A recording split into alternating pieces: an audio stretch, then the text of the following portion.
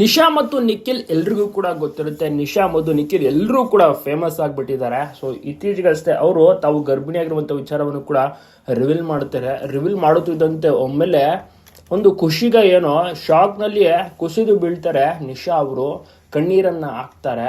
ಒಂದು over reaction ಕೊಡ್ತಾರೆ. ಅದು ಟ್ರೋಲ್ಗೂ ಕೂಡ ಒಳಗಾಗುತ್ತೆ. ಯಾಕೆಂದ್ರೆ ಅಷ್ಟೊಂದು ಓವರ್ ರಿಯಾಕ್ಷನ್ ಬೇಡವಾಗಿತ್ತು ಅಂತ ಒಂದು ಜನರ ಅಭಿಪ್ರಾಯ ಆಗಿತ್ತು.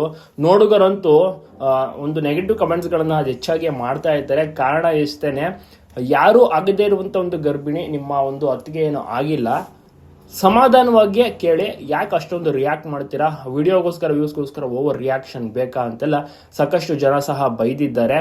ಇದ್ರ ಬಗ್ಗೆ ನೀವೇನಂತೀರಾ?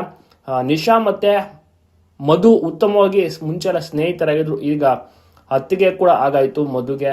ಮತ್ತೆ ಈಗ ಒಂದು ಅದ್ಭುತವಾದಂತಹ ಗುಡ್ ನ್ಯೂಸ್ ಮಧು ಸಹ ನೀಡಾಯ್ತು. ಮಧು ಮತ್ತೆ ನಿಖಿಲ್ ತಂದೆ ತಾಯಿ ಆಗ್ತಾ ಇದ್ದಾರೆ. ಒಂದು ವಿಚಾರವನ್ನ ನಿಶಾ ಹತ್ರ ಹೋಗಿ ರಿವೀಲ್ ಮಾಡಿದಂಥ ಟೈಮಲ್ಲಿ ಸರ್ಪ್ರೈಸ್ ಆಗುತ್ತಲ್ಲ, ಸೊ ಹೀಗಾಗಿ ಫುಲ್ ಶಾಕ್ಗೆ ಒಳಗಾಗ್ತಾರೆ ನಿಶಾ ಅವರು. ನಂತರದಲ್ಲಿ ಎಲ್ಲ ವಿಚಾರವನ್ನ ಎಲ್ಲರೂ ಜನರಿಗೂ ಕೂಡ ಶೇರ್ ಮಾಡ್ಕೋತಾರೆ. ಸೊ ಪ್ರತಿ ದಿವಸ ಇವರ ವಿಡಿಯೋಸ್ಗಳು ಕೂಡ ಬರ್ತಾನೆ ಇರುತ್ತೆ. ಬಹಳಷ್ಟು ಕೂಡ ವೈರಲ್ ಆಗುತ್ತೆ.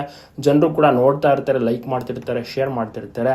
ಸೊ ಒಟ್ಟಿನಲ್ಲಿ ಮುಂದಿನ ದಿವಸಗಳಲ್ಲಿ ಮಗು ಆಗುವಂಥ ವಿಚಾರ ಆಗಿರ್ಬೋದು, ಸೀಮಂತ ವಿಚಾರ ಆಗಿರ್ಬೋದು, ಎಲ್ಲವನ್ನು ಕೂಡ ಒಂದೊಂದಾಗಿ ರಿವೀಲ್ ಮಾಡ್ತಾ ಹೋಗ್ತಾರೆ. ಸೊ ಜನರು ಕೂಡ ನೋಡೋಕೆ ವೆಯ್ಟ್ ಮಾಡ್ತಾ ಇದ್ದಾರೆ.